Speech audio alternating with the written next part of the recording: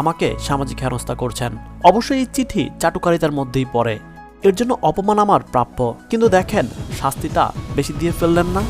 তিনি ওই পোস্টে আরও লিখেছেন, আলো আসবে গ্রুপে পান নাই, ইউটিউবারদের ষড়যন্ত্রে পান নাই, তাই বলে আমাকে ছেড়ে দিবেন কেন?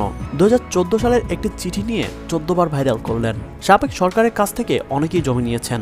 এই প্লটগুলো 13 ধারা। এই সরকার ইতিমধ্যে সবগুলো প্লট বাতিল ঘোষণা করেছে। তারপরও ফেসবুকে এই চিঠি নিজস্ব লোকেরা পোস্ট করছেন, আমার নাম্বার ভাইরাল করছেন এবং আমাকে সামাজিকভাবে হেনস্থা করছেন।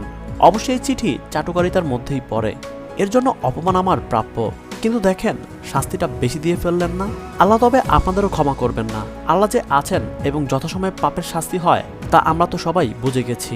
ঘৃণা না ছড়িয়ে শান্ত হন, সবাই মিলে ভালো থাকি। চলুন সবাই যার যার ভুল সংশোধন করি। শাহরিয়ার নাজিম জয়কে আপনার কেমন লাগে তার সম্বন্ধে কিছু কথা অবশ্যই কমেন্ট সেকশনে জানিয়ে যাবেন।